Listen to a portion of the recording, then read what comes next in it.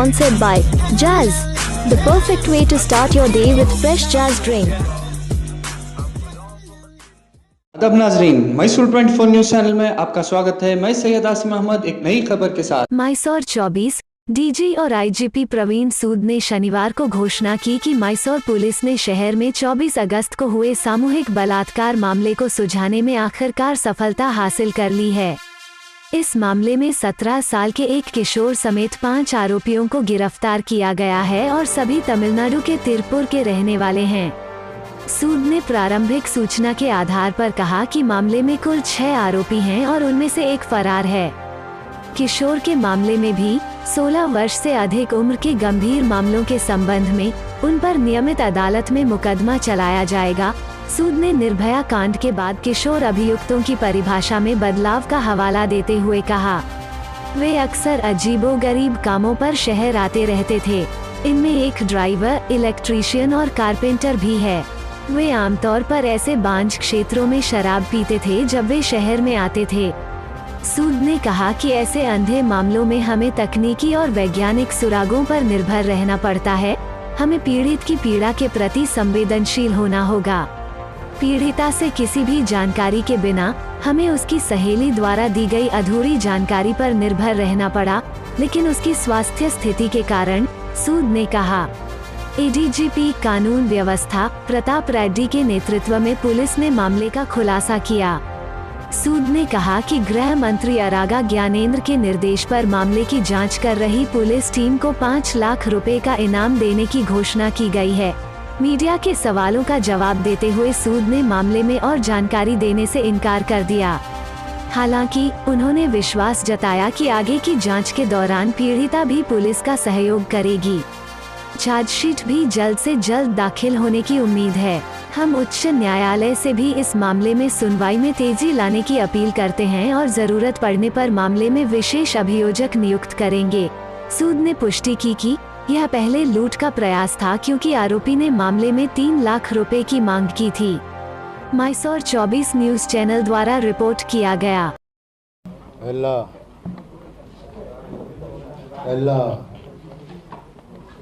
ಮಾಧ್ಯಮ ಮಿತ್ರರಿಗೆ ನಮಸ್ಕಾರ. ನಮ್ಮ ಸರ್ವಿಸಲ್ಲಿ 24 ಗಂಟೆ ಒಳಗೆ 2 ಸರಿ, 24 ಅಲ್ಲ 20 ಗಂಟೆಯಲ್ಲಿ 2 ಸರಿ ಈ ಥರ ಪ್ರೆಸ್ ಮೀಟ್ ಮಾಡೋದು ಸಂದರ್ಭ ಯಾವಾಗಲೂ ಬಂದಿರಲಿಲ್ಲ. ಆದರೆ ತಮ್ಮೆಲ್ಲರಿಗೂ ಗೊತ್ತಿದೆ, ನಿನ್ನೆ ಸಾಯಂಕಾಲ 5 ಗಂಟೆ ನಾನು ತಮ್ಮ ಜೊತೆಗೆ 24ನೇ ತಾರೀಕು ಏನು ಘಟನೆ ಆಗಿತ್ತು, 23ನೇ ತಾರೀಕು ಏನು ಘಟನೆ ಆಗಿತ್ತು ಅದರ ಬಗ್ಗೆ ಮಾತಾಡಿದೆ. ಯಶಸ್ವಿಯಾಗಿ ಸುಖಾಂತ ಆಗಿದೆ ಆ ಘಟನೆದು, ತಮ್ಮೆಲ್ಲರಿಗೂ ಗೊತ್ತಿದೆ. ನೆಕ್ಸ್ಟ್ ಡೇ 24 ಆಗಸ್ಟ್ಗೆ ಇನ್ನೊಂದು ಭಾಳ ದುಃಖದ ಘಟನೆ, ಹೇಳೋಕ್ಕೂ ನಮಗೂ ಮುಜುಗರ ಆಗತ್ತೆ ಅಂಥ ದುಃಖದ ಘಟನೆ ಅಂದರೆ ರೇಪ್ ಆ್ಯಂಡ್ ರಾಬ್ರಿ. ಒಂದು 24ನೇ ತಾರೀಕು ಆಗಿತ್ತು, 25ನೇ ತಾರೀಕು ನಾವು ಆಲಂಡಹಳ್ಳಿ ಪೊಲೀಸ್ ಸ್ಟೇಷನಲ್ಲಿ ರಿಜಿಸ್ಟರ್ ಮಾಡಿದ್ದೀವಿ. ಇದುವರೆಗೆ ತಮ್ಮೆಲ್ಲರಿಗೂ ಗೊತ್ತಿದೆ, ಇನ್ಸಿಡೆಂಟ್ 7 to 8 o'clock ಸಾಯಂಕಾಲ ಮಧ್ಯದಲ್ಲಿ ಆಗಿದೆ. ಕಂಪ್ಲೇನೆಂಟ್ ಅಂದರೆ that boy and the victim, that girl var dragged and ದುಡ್ಡು ಡಿಮಾಂಡ್ ಇತ್ತು, 3 ಲಕ್ಷ ಕೊಡಬೇಕು ಅಂತ ಒಂಥರ ರಾಬರಿ ಮಾಡೋದು ಪ್ರಯತ್ನ ಇತ್ತು. ಅದು ಯಶಸ್ವಿ ಆಗಿಲ್ಲ. ಆದರೆ ಅದ ನಂತರ ಈ ಒಂದು ದುಃಖದ ಘಟನೆ ಆಯಿತು.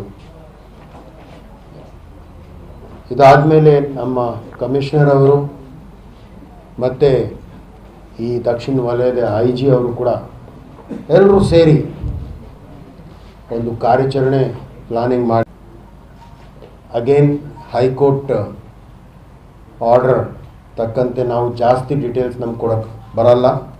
ಆದರೆ these 5 people are all belonging to Tirupur in Tamil Nadu. ಆವಾಗ ಮೈಸೂರು ಸಿಟಿಗೆ ಬರ್ತಿದ್ರು. ಅವರು basically labour class workers, wiring ಮಾಡಿದವರು, ಕಾರ್ಪೆಂಟ್ರಿ ಮಾಡಿದವರು, ಡ್ರೈವರ್ಸ್, ಒಬ್ಬರು 7th ಕ್ಲಾಸ್ ಓದಿದ್ದಾರೆ, ಒಬ್ಬರು 8th ಕ್ಲಾಸ್ ಓದಿದ್ದಾರೆ, ಒಬ್ಬರು ಓದಿಲ್ಲ,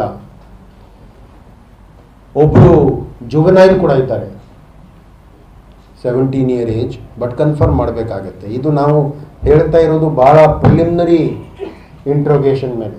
ನಾವು ಆ್ಯಕ್ಚುಲಿ ನಮಗೆ ಬಿಟ್ಟರೆ ನಾವು ಇನ್ನೂ 24 hours ಇನ್ನೂ ಇಂಟ್ರೋಗೇಷನ್ ಮಾಡಿ ತಮಗೆ ತಿಳಿಸ್ಬೇಕಿತ್ತು. ಬಟ್ ನಮ್ಗೆ ಗೊತ್ತಿದೆ ತಮ್ಮ ಕಂಪಲ್ಷನ್ಸ್. ಸೊ ಪ್ರಿಲಿಮಿನರಿ ಇನ್ಫಾರ್ಮೇಷನ್ ಪ್ರಕಾರ ಒಬ್ಬರು ಜುವೆನೈಲ್ ಇದ್ದಾರೆ 17 years, but subject to confirmation. ಆದರೆ ತಮಗೆ ಗೊತ್ತಿದೆ ಈಗ ಜುವೆನೈಲ್ ಆ್ಯಕ್ಟಲ್ಲಿ ಕೂಡ ಸ್ವಲ್ಪ ಬದಲಾವಣೆ ಬಂದಿವೆ. ಹಿಂದೆ ಜುವೆನೈಲ್ ಡೆಫಿನೇಷನ್ ಏನಿತ್ತು ಅಂದರೆ ಲೆಸ್ ದೆನ್ 18 years. ಈಗ ನಿರ್ಭಯ ಕೇಸ್ ಆದಮೇಲೆ ಜುವೆನೈಲ್ದು ಒಂದು ಡೆಫಿನೇಷನ್ ಚೇಂಜ್ ಆಗಿದೆ with respect to serious cases. ಯಾವಾಗ ಒಂದು ಭಾಳ ಸೀರಿಯಸ್ ಕೇಸ್ ಇದ್ದರೆ, ಸೀರಿಯಸ್ ಕ್ರೈಮ್ ಇದ್ದರೆ, ಅದರಲ್ಲಿ beyond 16 also they will be trialed by the court as usual, isn't it?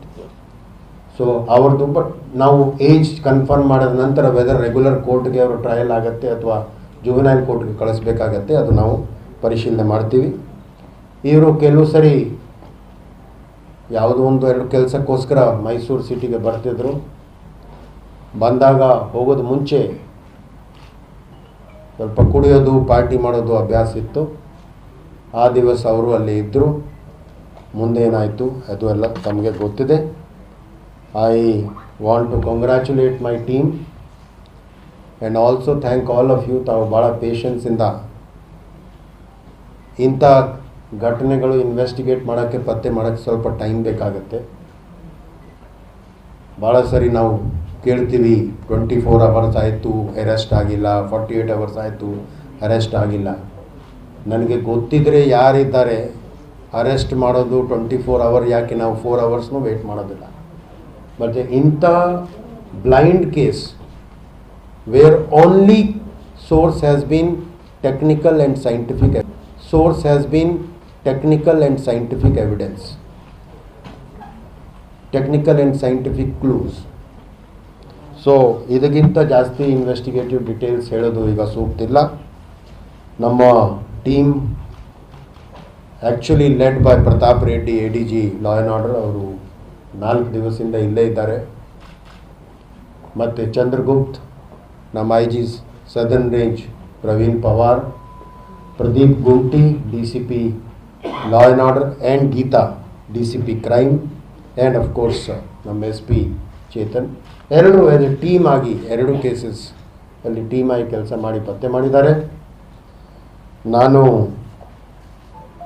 ಈ ಕೇಸ್ ಡಿಟೆಕ್ಷನ್ ಬಗ್ಗೆ ಜಸ್ಟ್ 5 minutes ಮುಂಚೆ ಸನ್ಮಾನ್ಯ ಗೃಹ ಸಚಿವರಿಗೂ ಹೇಳಿದಾಗ ಅವರು ಹೇಳಿದರು, ಫಸ್ಟ್ ನಮ್ಮ ಕಡೆಯಿಂದ ಈ ಟೀಮ್ಗೂ ಕೂಡ 5 ಲಕ್ಷ ರೂಪಾಯಿ ರಿವಾರ್ಡ್ ನೀವು ಘೋಷಣೆ ಮಾಡಿ ಅಂತ. ಅದಕ್ಕೆ ಅವರು ಹೇಳಿದಾಗೆ ನಿನ್ನೆ ಒಂದು 5 ಲಕ್ಷ ರೂಪಾಯಿ ಬೇರೆ ಕೇಸಲ್ಲಿ ರಿವಾರ್ಡ್ ಅನೌನ್ಸ್ ಮಾಡಿದ್ದೆ. ಈ ಕೇಸಲ್ಲಿ ಕೂಡ 5 ಲಕ್ಷ ರೂಪಾಯಿ ರಿವಾರ್ಡ್ ಅನೌನ್ಸ್ ಮಾಡ್ತಾಯಿದ್ದೀನಿ. ಆದರೆ ರಿವಾರ್ಡ್ ಮುಖ್ಯ ಅಲ್ಲ, ಅದು ಇನ್ಸಿಡೆಂಟಲ್. ಇದು ಡಿಟೆಕ್ಷನ್ ನಾವು ರಿವಾರ್ಡ್ಗೋಸ್ಕರ ಯಾರು ಮಾಡಲ್ಲ. This is just to keep their moral up. Thank you. Anything. ಕೆಲವು ಜನರದ್ದು ಕ್ರಿಮಿನಲ್ ಬ್ಯಾಕ್ಗ್ರೌಂಡ್ ಇದೆ, ಆದರೆ ನಾವು ಇನ್ನೂ ಡೀಪಾಗಿ ವೆರಿಫೈ ಮಾಡಬೇಕಾಗತ್ತೆ. See, lot of investigation need to be done. ಇನ್ನೂ ನಾವು ಅವ್ರಿಗೆ ಕರ್ಕೊಂಡು ಇಲ್ಲಿ ಸಿಟಿಗೆ ಕರ್ಕೊಡೋದು ಸಾಧ್ಯ ಆಗಲಿಲ್ಲ, ಏಕೆಂದರೆ ಫುಲ್ ನೈಟ್ ಆಪರೇಷನ್ ನಡೀತಿತ್ತು. ಬಟ್ ಕ್ರಿಮಿನಲ್ ಬ್ಯಾಕ್ಗ್ರೌಂಡ್ ಅಂದರೆ ಸಣ್ಣ ಪುಟ್ಟ ಕೇಸಸ್ ಅಲ್ಲೇ ತಮಿಳುನಾಡುವಲ್ಲಿ ಮಾಡಿದ್ದಾರೆ ಅಂತ ನಮಗೆ ಅನಿಸ್ತದೆ. ಬಟ್ ಖಚಿತವಾಗಿ ಕೆಲವು ದಿವಸ ನಂತರ ತಮಗೆ ಹೇಳ್ತೀವಿ. ರೆಗ್ಯುಲರ್ ಅಂದರೆ ಅವರು ಅಲ್ಲೇ ಕೆಲಸ ಮಾಡೋದು. ನಾನು ಹೇಳಿದಾಗೆ ಒಬ್ಬರು ಕಾರ್ಪೆಂಟರ್ ಇದ್ದಾರೆ, ವೈರಿಂಗ್ ಇದ್ದಾರೆ, ಡ್ರೈವರ್ ಇದ್ದಾರೆ. ಡ್ರೈವರ್ ಬಂದಾಗ ಈ ಕೆಲವು ಸರಿ ಬಂಡಿಪಾಳ್ಯಗೆ ಬರ್ತಾರಲ್ಲ, ತರಕಾರಿ ತಗೊಂಡು ಬರ್ತಾರೆ. ಬಂಡಿಪಾಳ್ಯ APMC ಅಲ್ಲಿ ಬರ್ತಾರೆ, ತರಕಾರಿ ತಗೊಂಡು ಅಥವಾ ಟೊಮ್ಯಾಟೊ ತಗೊಂಡು ಆಲೂಗಡ್ಡೆ ತಗೊಂಡು ಏನು ಬರ್ತಾರೆ. ಸೊ ಅವ್ರ ಜೊತೆ ಫ್ರೆಂಡ್ಸ್ನೂ ಬಂದುಬಿಡ್ತಾರೆ. ಆಟೋದಲ್ಲಿ ತಂದರೆ, ಗಾಡಿಯಲ್ಲಿ ತಂದರೆ, ಹೋಗೋದು ಮುಂಚೆ ಸ್ವಲ್ಪ ಪಾರ್ಟಿ ಮಾಡಿಕೊಂಡು ಹೋಗ್ತಿದ್ರು. ಈ ಸರಿ ಹೋಗೋದು ಮುಂಚೆ ಇಂಥ ಒಂದು ಜಘನ್ಯ ಅಪರಾಧ ಮಾಡಿ ಹೋಗಿದ್ದಾರೆ. ಅದಕ್ಕೆ ಅವ್ರಿಗೆ ನಾವು ಹಿಡಿದಿದ್ದೀವಿ.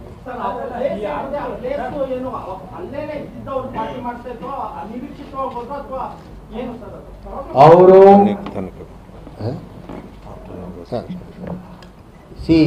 ನಾನು ಮೊದಲೇ ಹೇಳಿದೆ, ಇದುವರೆಗೆ ನಾವು ಅವ್ರಿಗೆ ಡಿಟೇಲ್ ಆಗಿ ಇಂಟ್ರೋಗೇಷನ್ ಮಾಡೋಕ್ಕಾಗಲಿಲ್ಲ, ಪ್ರಿಲಿಮಿನರಿ ಇಂಟ್ರೋಗೇಷನ್ ಮಾತ್ರ ಮಾಡಿದ್ದೀವಿ. ಇನ್ಫಾರ್ಮೇಷನ್ ನಮಗೆ ಏನಿದೆ ಅಂದರೆ ಅಲ್ಲೇ ಸುತ್ತಮುತ್ತ ಏರಿಯಾದಲ್ಲಿ ಎಲ್ಲಿಂದ ನಡ್ಕೊಂಡು ಬಂದರು, ಅಲ್ಲಿ ರಸ್ತೆಯಲ್ಲಿ ರೆಸ್ಟ್ ತಗೊಳ್ತಿದ್ರು ಅಥವಾ ಏನು ಮಾಡ್ತಿದ್ರು ಅಥವಾ ಪಾರ್ಟಿ ಮಾಡ್ತಿದ್ರು, ಈಗ ಹೇಳೋಕ್ಕೆ ಕಷ್ಟ ಆಗುತ್ತೆ. ಇನ್ವೆಸ್ಟಿಗೇಷನ್ ಕಂಪ್ಲೀಟ್ ಆಗದಂತೆ ನಾವು ತಮಗೆ ತಿಳಿಸ್ತೀವಿ.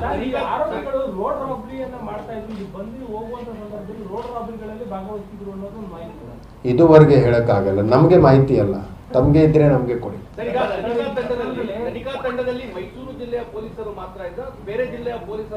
ಇಲ್ಲ ಇಲ್ಲ, Mysuru city and southern range, ದಕ್ಷಿಣ ವಲಯ ಎಲ್ಲರೂ ಸೇರಿ ಟೀಮ್ ಮಾಡಿದ್ದಾರೆ. ಇದು ಇಂಥ ಕೇಸ್ ಡಿಟೆಕ್ಷನ್ ಮಾಡುವಾಗ ಸಿಟಿ ಅವರು, ರೂರಲ್ ಅವರು, ಹಾಸನ್ ಅವರು ಏನು ವ್ಯತ್ಯಾಸ ಇಲ್ಲ, ಎಲ್ಲರೂ ಸೇರಿ ಕೆಲಸ ಮಾಡಿದ್ದಾರೆ. 6 ಜನ ಇದ್ದಾರೆ, ಒಬ್ಬರು absconding, one among the 5. Yes, ಹೌದು, ಪೊಲೀಸ್ ಕಸ್ಟಡಿ ತಗೊಳ್ತೀವಿ. ನೋ, ನಾವು ಎಲ್ಲಿಂದ ಹಿಡಿದಿದ್ವಿ ಆಫ್ಟರ್ ದ ಇನ್ಸಿಡೆಂಟ್ ಮೈಸೂರಿಗೆ, ಅದು ನಾವು ನೋಡಬೇಕಾಗತ್ತೆ. ಅದು ನಾವು ಎಲ್ಲ ಈಗಲೇ ಹೇಳೋಕ್ಕಾಗಲ್ಲ, ಸ್ವಲ್ಪ ಕೆಲಸ ನಾವು ಕೋರ್ಟಲ್ಲಿ ಹೇಳಬೇಕಾಗುತ್ತೆ. We don't know. ನಾವು ಇಂಟ್ರೋಗೇಷನ್ ಮಾಡಿದ್ಮೇಲೆ ಹೇಳ್ತೀವಿ.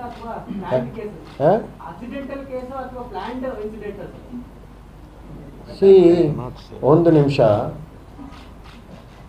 ರೇಪ್ ಪ್ಲ್ಯಾಂಡ್ ಆರ್ ಆಕ್ಸಿಡೆಂಟಲ್ ಹೇಳೋದು ಅಷ್ಟು ಸುಲಭ ಅಲ್ಲ.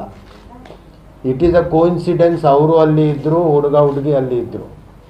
ಈಗ ಅವ್ರಿಗೆ ಗೊತ್ತಿತ್ತು ಅದಕ್ಕೆ ಅಲ್ಲಿ ಬಂದಿದ್ದಾರೆ ಅಥವಾ ಆಕ್ಸಿಡೆಂಟ್ಲಿ ಅಲ್ಲಿ ಸಿಕ್ಕಿದ್ರು, ಈ ಸ್ಟೇಜಲ್ಲಿ ಹೇಳೋದು ಕಷ್ಟ ಆಗತ್ತೆ ಮತ್ತು ತಪ್ಪಾಗತ್ತೆ.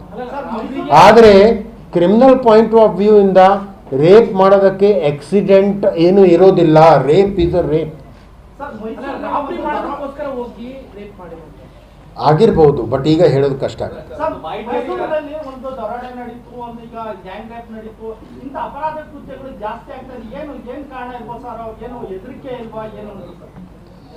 ಕಾರಣ ಬಹಳ. This news was sponsored by Jazz, the perfect way to start your day with fresh Jazz drink. This news was sponsored by Zyka, the taste of Mughals, Bamboo Bazaar, Mysore. Do you love to sing? Do you love to eat? Well, Zyka is the place to be. Zyka, the taste of Mughal and multi-cuisine restaurant, brings to you the combo of music and food together. Relish your favorite biryani and get a dessert absolutely